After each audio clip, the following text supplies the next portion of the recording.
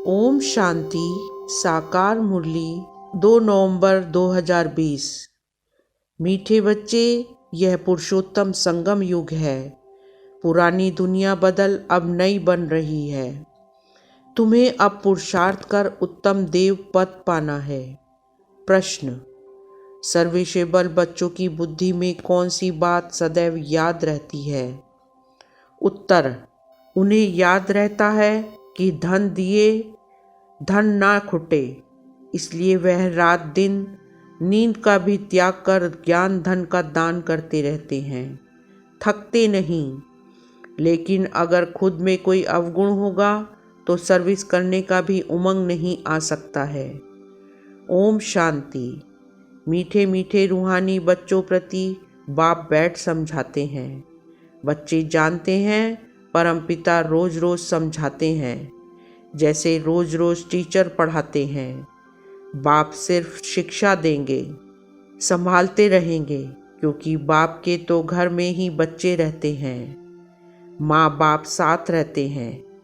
यहाँ तो यह वंडरफुल बात है, रूहानी बाप के पास तुम रहते हो। एक तो रूहानी बाप के पास मूल वतन में रहते हो, फिर कल्प में एक ही बार बाप आते हैं, बच्चों को वर्षा देने व पावन बनाने, सुख व शांति देने। तो जरूर नीचे आकर रहते होंगे। इसमें ही मनुष्यों का मुंझारा है। गायन भी है, साधारण तन में प्रवेश करते हैं। अब साधारण तन कहाँ से उड़कर तो नहीं आता, जरूर मनुष्य के तन में ही आते हैं। सो भी बताते हैं, मैं इस तन में प्रवेश करता हूँ। तुम बच्चे भी अब समझते हो, बाप हमको स्वर्ग का वर्षा देने आए हैं। जरूर हम लायक नहीं हैं, पतित बन गए हैं। सब कहते भी हैं, हे पतित पावन आओ, आकर हम पतितों को पावन बनाओ। बाप कहते हैं, मुझे कल्प कल्प पतितों को पावन करने की ड्यूटी मिली हुई है। हे बच्चों, अब इस पतित दुनिया को पावन बनाना है। पुरानी दुनिया को पतित, नई दुनिया को पावन कहेंगे। गोया पुरानी दुनिया को नया बनाने बाप आए हैं। कलयुग को तो कोई भी नई दुनिया नहीं कहेंगे। यह तो समझ की बातें हैं ना। कलयुग है पुरानी दुनिया। बाप भी आएंगे जरूर पुराने और नए के संगम पर। जब कहाँ भी तुम यह समझाते हो तो बोलो, यह पुरुषोत्तम संगम युग है। बाप आया हुआ है। सारी दुनिया में ऐसा कोई मनुष्य नहीं जिसको यह पता हो कि यह पुरुषोत्तम संगम युग है। जरूर तुम संगम युग पर हो, तब तो समझाते हो। मुख्य बात है ही संगम युग की, तो पॉइंट्स भी बहुत ज़रूरी हैं। जो बात कोई नहीं जानते वह समझानी पड़े। इसलिए बाबा ने कहा था, यह जरूर लिखना है कि अब पुरुषोत्तम संगम युग है। इसलिए बाबा ने कहा था, यह जरूर लिखना है कि अब पुरुषोत्तम संगम युग है। नए युग अर्थात सतयुग के चित्र भी हैं। मनुष्य कैसे समझे कि यह लक्ष्मी नारायण सतयुगी नई दुनिया के मालिक हैं? उनके ऊपर अक्षर जरूर चाहिए, पुरुषोत्तम संगम युग, यह जरूर लिखना है, क्योंकि यही मुख्य बात है। मनुष्य समझते हैं कलयुग में अभी बहुत वर्ष पड़े हैं, बिल्कुल ही घोर अंधियारे में हैं। तो समझाना पड़े, नई दुनिया के मालिक यह लक्ष्मी नारायण हैं। यह है पूरी निशानी। तुम कहते हो इस राज्य की स्थापना हो रही है। गीत भी है, नवयुग आया अज्ञान नींद से जागो। यह तुम जानते हो, अब संगम युग है। इनको नवयुग नहीं कहेंगे, संगम को संगम युग ही कहा जाता है। यह है पुरुषोत्तम संगम युग, जबकि पुरानी दुनिया खत्म हो और नई दुनिया स्थापन होती है। मनुष्य से देवता बन रहे हैं, राजयोग सीख रहे हैं। देवताओं में भी उत्तम पद है ही इन लक्ष्मी नारायण का। यह भी हैं तो मनुष्य, इनमें दैवी गुण हैं, इसलिए देवी देवता कहा जाता है। सबसे उत्तम गुण है पवित्रता का, तब तो मनुष्य देवताओं के आगे जाकर माथा टेकते हैं। यह सब पॉइंट्स बुद्धि में धारण उनको होगी जो सर्विस करते रहते हैं। कहा जाता है, धन दिए धन न खुटे, बहुत समझानी मिलती रहती है।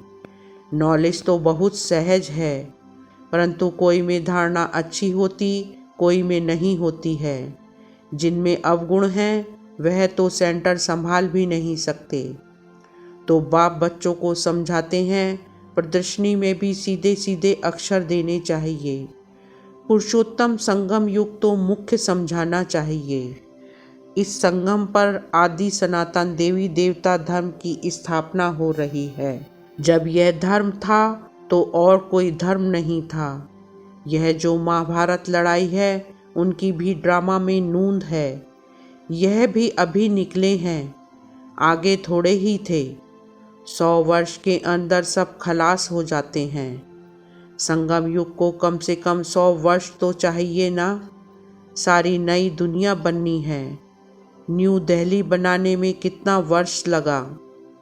तुम समझते हो भारत में ही नई दुनिया होती है, फिर पुरानी खलास हो जाएगी। कुछ तो रहती है ना, प्रलय तो होती नहीं। यह सब बातें बुद्धि में हैं। अभी है संगम युग। नई दुनिया में जरूर यह देवी देवता थे, फिर यही होंगे। यह है राजयोग की पढ़ाई। अगर कोई डिटेल में नहीं समझा सकते हैं तो सिर्फ एक बात बोलो, परमपिता परमात्मा जो सबका बाप है उनको तो सब याद करते हैं। वह हम सब बच्चों को कहते हैं, तुम पतित बन पड़े हो। पुकारते भी हो, हे पतित पावन आओ। बरोबर कलयुग में है पतित, सतयुग में पावन होते हैं। अब परमपिता परमात्मा कहते हैं, देह सहित यह सब पतित संबंध छोड़ मामे कम याद करो तो पावन बन जाएंगे। यह गीता के ही अक्षर हैं। है भी गीता का युग। गीता संगम युग पर ही गाई हुई थी, जबकि विनाश हुआ था। बाप ने राजयोग सिखाया था, राजाई स्थापन हुई थी, फिर जरूर होगी। यह सब रूहानी बाप समझाते हैं ना। चलो इस तन में ना आए और कोई में भी आए, समझानी तो बाप की है ना। हम इनका तो नाम लेते नहीं हैं, हम तो सिर्फ बतलाते हैं। बाप कहते हैं, मुझे याद करो तो तुम पावन बन और मेरे पास चले आएंगे। कितना सहज है। सिर्फ मुझे याद करो और 84 के चक्र का ज्ञान बुद्धि में हो। जो धारणा करेगा वह चक्रवर्ती राजा बनेगा। यह मैसेज तो सब धर्म वालों के लिए है। घर तो सबको जाना है। हम भी घर का ही रास्ता बताते हैं। पादरी आदि कोई भी हो, तुम उनको बाप का संदेश दे सकते हो। तुमको खुशी का बहुत पारा चढ़ना चाहिए। परमपिता परमात्मा कहते हैं, मामे कम याद करो तो तुम्हारे विकर्म विनाश होंगे। सबको यही याद कराओ। बाप का पैगाम सुनाना ही नंबर 1 सर्विस है। गीता का युग भी अब है। बाप आए हैं, इसलिए वही चित्र शुरू में रखना चाहिए। जो समझते हैं हम बाप का पैगाम दे सकते हैं तो तैयार रहना चाहिए। दिल में आना चाहिए, हम भी अंधों की लाठी बने। यह पैगाम तो कोई को भी दे सकते हो। बीके का नाम सुनकर ही डरते हैं। बोलो, हम सिर्फ बाप का पैगाम देते हैं। परमपिता परमात्मा कहते हैं, मुझे याद करो बस। हम किसकी ग्लानि नहीं करते। बाप कहते हैं, मामे कम याद करो। मैं ऊंच से ऊंच पतित पावन हूँ। मुझे याद करने से तुम्हारे विकर्म विनाश होंगे। यह नोट करो। यह बहुत काम की चीज है। हाथ पर व वहाँ पर अक्षर लिखाते हैं ना, यह भी लिख दो। इतना सिर्फ बताया तो भी रहम दिल कल्याणकारी बने। अपने से प्रण करना चाहिए। सर्विस जरूर करनी है, फिर आदत पड़ जाएगी। यहाँ भी तुम समझा सकते हो, चित्र दे सकते हो। यह है पैगाम देने की चीज़। लाखों बन जाएंगे। घर घर में जाकर पैगाम देना है। पैसा कोई दे ना दे, बोलो बाप तो है ही गरीब निवाज। हमारा फर्ज है घर घर में पैगाम देना। यह बाप दादा, इनसे यह वर्षा मिलता है। 84 जन्म यह लेंगे, इनका यह अंतिम जन्म है। हम ब्राह्मण हैं तो फिर देवता बनेंगे। ब्रह्मा भी ब्राह्मण है, प्रजापिता ब्रह्मा अकेला तो नहीं होगा ना, जरूर ब्राह्मण वंशावली भी होगी ना। ब्रह्मा सो विष्णु देवता, ब्राह्मण है चोटी, वही देवता क्षत्रिय वैश्य शूद्र बनते हैं। कोई जरूर निकलेंगे जो तुम्हारी बातों को समझेंगे। पुरुष भी सर्विस कर सकते हैं। सवेरे उठकर मनुष्य जब दुकान खोलते हैं तो कहते हैं सुबह का साईं। तुम भी सवेरे सवेरे जाकर बाप का पैगाम सुनाओ। बोलो तुम्हारा धंधा बहुत अच्छा होगा। तुम साईं को याद करो तो 21 जन्म का वर्षा मिलेगा। अमृत वेले का टाइम अच्छा होता है। आजकल कारखानों में माताएं भी बैठ काम करती हैं। यह बैज भी बनाना बहुत सहज है। तुम बच्चों को तो रात दिन सर्विस में लग जाना चाहिए। नींद हराम कर देनी चाहिए। बाप का परिचय मिलने से मनुष्य धन के बन जाते हैं। तुम किसको भी पैगाम दे सकते हो। तुम्हारा ज्ञान तो बहुत ऊंचा है। बोलो हम तो एक को याद करते हैं। क्राइस्ट की आत्मा भी उनका बच्चा थी। आत्माएं तो सब उनके बच्चे हैं। वही गॉड फादर कहते हैं कि और कोई भी देहधारियों को मत याद करो। तुम अपने को आत्मा समझ मामे कम याद करो तो विकर्म विनाश हो जाएंगे, मेरे पास आ जाएंगे। मनुष्य पुरुषार्थ करते ही हैं घर जाने के लिए, परंतु जाता कोई भी नहीं। देखा जाता है बच्चे अभी बहुत ठंडे हैं, इतनी मेहनत पहुंचती नहीं, बहाना करते रहते हैं। इसमें बहुत सहन भी करना पड़ता है। धर्म स्थापक को कितना सहन करना पड़ता है। क्राइस्ट के लिए भी कहते हैं उनको क्रॉस पर चढ़ाया। तुम्हारा काम है सबको संदेश देना। उसके लिए युक्तियाँ बाबा बताते रहते हैं। कोई सर्विस नहीं करते हैं तो बाबा समझते हैं धारणा नहीं है। बाबा राय देते हैं कैसे पैगाम दो। ट्रेन में भी तुम यह पैगाम देते रहो। तुम जानते हो हम स्वर्ग में जाते हैं, कोई शांति धाम में भी जाएंगे ना। रास्ता तो तुम भी बता सकते हो। तुम ब्राह्मणों को ही जाना चाहिए, है तो बहुत। ब्राह्मणों को कहाँ तो रखेंगे ना। ब्राह्मण देवता क्षत्रिय प्रजापिता ब्रह्मा की औलाद तो जरूर होंगे ना। आदि में है ही ब्राह्मण। तुम ब्राह्मण हो ऊंच से ऊंच। वह ब्राह्मण है कुख वंशावली। ब्राह्मण तो जरूर चाहिए ना, नहीं तो प्रजापिता ब्रह्मा के बच्चे ब्राह्मण कहाँ गए। ब्राह्मणों को तुम बैठ समझाओ तो वह झट समझ जाएंगे। बोलो तुम भी ब्राह्मण हो। हम भी अपने को ब्राह्मण कहलाते हैं। अब बताओ तुम्हारा धर्म स्थापन करने वाला कौन। ब्रह्मा के सिवाय कोई नाम ही नहीं लेंगे। तुम ट्रायल कर देखो। ब्राह्मणों के भी बहुत बड़े बड़े कुल होते हैं। पुजारी ब्राह्मण तो ढेर हैं। अजमेर में ढेर बच्चे जाते हैं। कभी कोई ने समाचार नहीं दिया कि हम ब्राह्मणों से मिले। उनसे पूछा तुम्हारा धर्म स्थापन करने वाला कौन।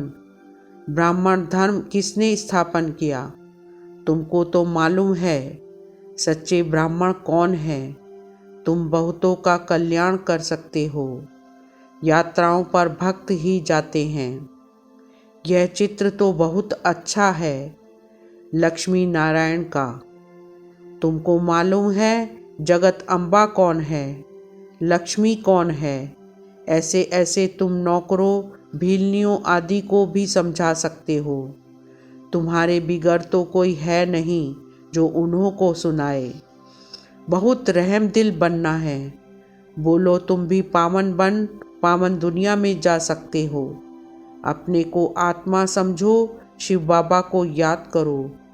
शौक बहुत होना चाहिए किसको भी रास्ता बताने का। जो खुद याद करते होंगे वही दूसरों को याद कराने का पुरुषार्थ करेंगे। बाप तो नहीं जाकर बात करेंगे। यह तो तुम बच्चों का काम है, गरीबों का भी कल्याण करना है। बेचारे बहुत सुखी हो जाएंगे। थोड़ा याद करने से प्रजा में भी आ जाएं, वह भी अच्छा है। दिन प्रतिदिन तुम्हारा आवाज़ जोर से निकलेगा। सबको यही पैगाम देते रहो, अपने को आत्मा समझ बाप को याद करो। तुम मीठे मीठे बच्चे पद्मा पदम भाग्यशाली हो। जबकि महिमा सुनते हो तो समझते हो, फिर भी कोई बात की फिक्रात आदि क्यों रखनी चाहिए। यह है गुप्त ज्ञान, गुप्त खुशी। तुम हो इनकॉग्निटो वॉरियर्स। तुमको अननोन वॉरियर्स कहेंगे और कोई अननोन वॉरियर्स हो नहीं सकता। तुम्हारा दिलवाड़ा मंदिर पूरा यादगार है। दिल लेने वाले का परिवार है ना। महावीर महावीरनी और उनकी औलाद यह पूरा पूरा तीर्थ है। काशी से भी ऊंची जगह हुई। अच्छा, मीठे मीठे सिकीलते बच्चों प्रति माता पिता बाप दादा का याद प्यार और गुड मॉर्निंग। रूहानी बाप की रूहानी बच्चों को नमस्ते। रूहानी बच्चों की रूहानी बाप को नमस्ते। धारणा के लिए मुख्य सार। फर्स्ट पॉइंट, घर घर में जाकर बाप का पैगाम देना है। सर्विस करने का प्रण करो। सर्विस के लिए कोई भी बहाना मत दो। सेकंड पॉइंट, किसी भी बात की फिक्रात नहीं करनी है। गुप्त खुशी में रहना है। किसी भी देहधारी को याद नहीं करना है, एक बाप की याद में रहना है। वरदान, परिस्थितियों को गुड लक समझ अपने निश्चय के फाउंडेशन को मजबूत बनाने वाले अचल अडोल भव। सार, कोई भी परिस्थिति आए तो आप हाई जंप दे दो, क्योंकि परिस्थिति आना भी गुड लक है। यह निश्चय के फाउंडेशन को मजबूत करने का साधन है। आप जब एक बारी अंगद के समान मजबूत हो जाएंगे तो यह पेपर भी नमस्कार करेंगे। पहले विकराल रूप में आएंगे और फिर दासी बन जाएंगे। चैलेंज करो, हम महावीर हैं। जैसे पानी के ऊपर लकीर ठहर नहीं सकती, ऐसे मुझ मास्टर सागर के ऊपर कोई परिस्थिति वार कर नहीं सकती। स्वयं स्थिति में रहने से अचल अडोल बन जाएंगे। स्लोगन, नॉलेजफुल वह है जिसका हर कर्म श्रेष्ठ और सफल हो। ओम शांति।